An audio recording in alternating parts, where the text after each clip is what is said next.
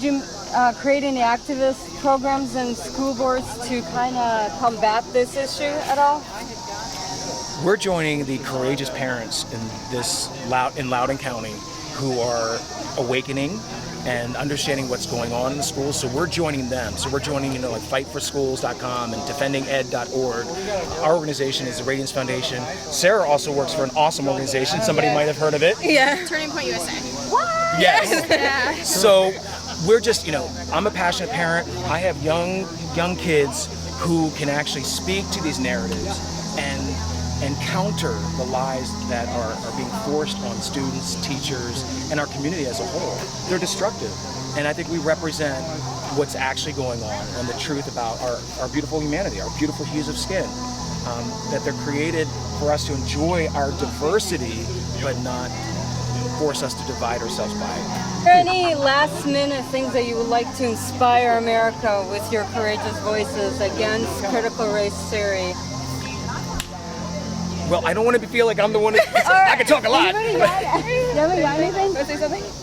Yeah, I would just say that when you see someone, you should judge them by the content of their character. And, by definition, racism is judging someone because of the color of their skin. And if you do that to a white person, that's still racism. So I would just say to judge people by their character and not the color of their skin in the same way. That's wonderful. Anybody else? In America, we have so much opportunity, all of us. And the problem is, are we going to fight for equality or are we going to fight for equity? Because the two do not coexist and cannot coexist, as critical race theory has shown. So we're all about equality.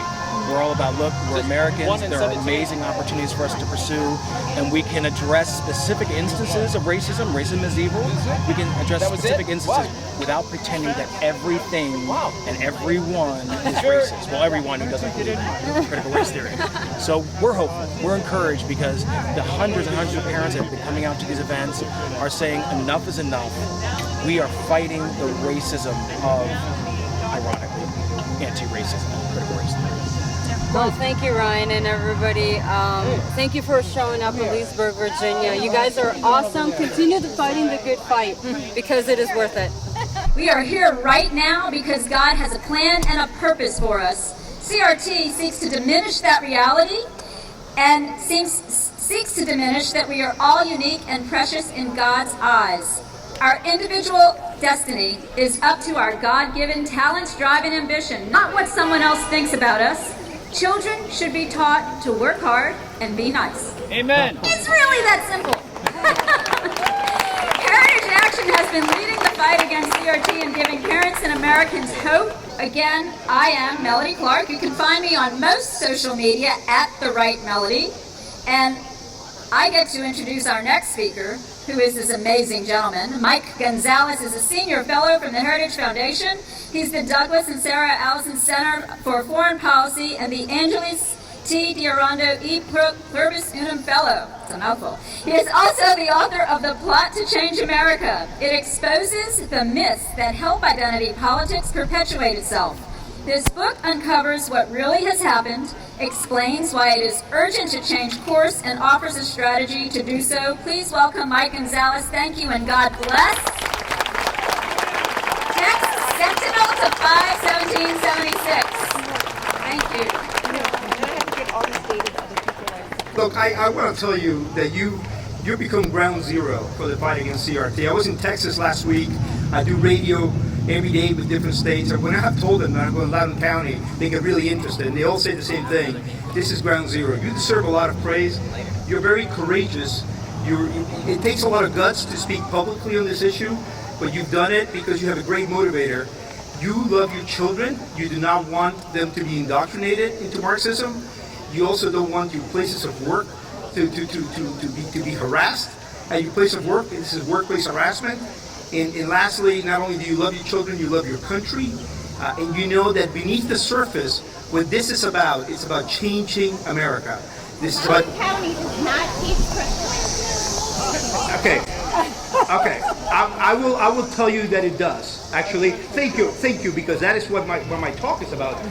So let me tell you how it does. So, look, I'm actually going to speak to exactly what you're saying. Because what you do is important. What you do is important. You have people who are trying to confuse you. You have people who are trying to confuse you and tell you that what Loudoun County is doing is not CRT, or the DEI trainings is not CRT.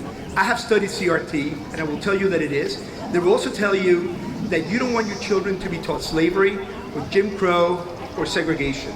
That is also untrue. I, for one, want my children to learn more about slavery, what a horrible institution it was. I want them to be taught more about Frederick Douglass, Booker T. Washington, W.B. Du Bois. I don't even agree with W.B. Du Bois, but he was an impactful, important figure that I think he needs to be taught. It's a tragedy, in fact, that they're not taught more of this. When NPR comes along and tells you these things, or when a lady interrupts my remarks to say that this is not what is being done, it isn't true. I have brought a handout today. It's back there in the Heritage Action tent, which actually we have prepared to identify what is CRT. So you can take it to people who say it's not CRT and say, actually, no, this is in the writings of Derek Bell, the godfather of CRT. It is in the writings of Kimberly Crenshaw, who gave the name CRT to CRT. So let me discuss first a little bit of the history of it. It is an academic discipline that it started in the universities in the late 80s. These were professors who applied Marxist analysis to conclude that racial dominance had created systemic racism in America. That what we have is systemic racism. It became dominant in colleges. It became the dominant civil rights discipline. And then in 2020, it jumped at the college. It left the college. It has now entered all of our lives. It's in K through 12 education. It is in the military. It is in your place of work. Two bad viruses left the lab in 2020, COVID and CRT. So how do you recognize it? Let me give you, that list that we prepared is not exhaustive, but it has 5 bedrock beliefs of CRT, which I'm going to go through very rapidly today. I'm timing myself so my fellow Cuban American won't come and give me the hook. The most important bedrock belief is that racism is not the result of an individual action or decision, but it's systemic. That racism is not a sin that we do when we don't love our neighbors because of their race or their national origin, but it's something that is in the law. It was written into the law. It's in all the institutions, all the traditions, all the norms of America. So racism is systemic or structural. In any curriculum or DEI training that teaches this, you can go tell the principal or the nice lady, no, it is CRT. Derek Bell wrote this. A second core tenet is that race, that behaviors and beliefs inhere into race or national origin. That the way America works is by saying this is an American culture, but actually that is white culture. So people from other non-whites do not have to adopt neutral practices or norms. They cannot assimilate. Any school or DEI program that teaches you this, you can tell them Derek Bell wrote it, Angela Harris wrote it. It is the canon of CRT. A third is that white people are born with unearned privilege, a privilege that's denied to non-whites. This produces a whiteness premium that prevents working class whites from uniting with working class blacks and overthrowing capitalism. So in order to have the proletariat united, to overthrow our system, people need to recognize the white privilege and then work really hard to overcome it. Anything that teaches that is critical race theory. A fourth is that meritocracy is a myth. CRT says that any criteria, any measurement that we have to judge on whether you should be hired or not, and whether you're doing well in school or not, is a white measurement masquerading as an American measurement. So anything that separates children according to their race, according to their national origin in a classroom is classic CRT. Or anything that says that we should not have any standardized testing, the SAT, anything that teaches that was written by the founders and the architects of CRT. You can tell, I don't know who the lady is, but it was written by these people. So if Loudoun County is teaching that, it is teaching CRT. And the last, in fifth tenet, which was discussed already, is this issue of equity. Equity is now the functional opposite of equality. Equity sounds like equality, and it used to mean the same thing. But under this corrupted term of critical race theory, it says that government must treat us unequally because of our race and our national origin. We're taking a huge step backward. We're going back to before LBJ signed the Civil Rights Act of 1964. We're really, I testified in Congress the other day, and Ayanna Pressley said I was spitting on King's grave. No, they're spitting on King's grave. King said that. You know, we need to live up by these standards. So what do we do? That's the question. What do we do? At this time, I shut up and I listened to you because you're doing it. You have become famous. You become famous across the country. All I can tell you is, and it's in the handout, talk to your teachers, but you guys are doing this. You don't need me to come in to tell you what to do. I'd love for you to tell me what you're doing. I'll stop now, and she's going to give me the hook.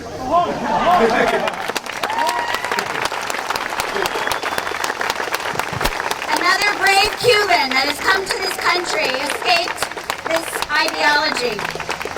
You know, I gotta tell you that he put together this identifying CRT. It's a handout that's on the table at that tent, okay, where she's waving over there. But I want to tell you, the woman that interrupted Mike, she says there's no CRT. I know firsthand, they don't like that word, critical race theory. They use words like equity, culturally responsive training. There's many ways that they fundamentally try to change you, make you believe that it's not happening. I have proof. All right, and with that, we're going to continue. Our next speaker came out of town from D.C., Reverend Ralph Chittum, Senior Executive Director of Urban Red.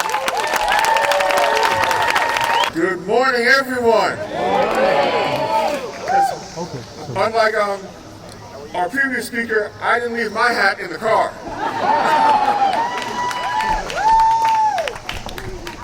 Before I get to the bulk of my remarks, this is one thing I want to say. Then where's my privilege? All right, so enough of that. But two, I have been engaged in the fight for culture and this country for a number of years. I served for 4 years as the senior vice chairman of the Republican Party in the District of Columbia. So I know what a fight looks like. So going back to the Reverend hat, the first thing I want everyone to walk away from this gathering understanding is this: race is an artificial construct. Different races do not exist. The concept of race was introduced into the hearts and minds of man by Satan to create an artificial division within us so that he could step into the mix and create confusion.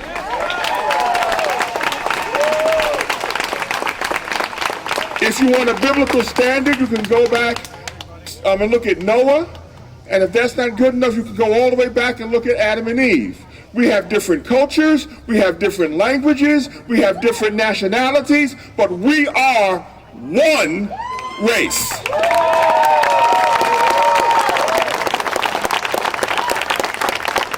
So when anyone comes up with anything talking about racial theory, you understand just by definition, it's bunk. It's nonsense. If you go back and look at where it came from, it started with critical theory. We're talking now back in the 60s. Then it morphed into critical legal studies where it hit the law schools. And then they started teaching that nonsense there. Then it morphed into what we have now, which is this nonsense called critical race theory, which tells us now that everyone is to be judged by the melanin content in their skin, whether it is an overabundance or a lack. That is nonsense.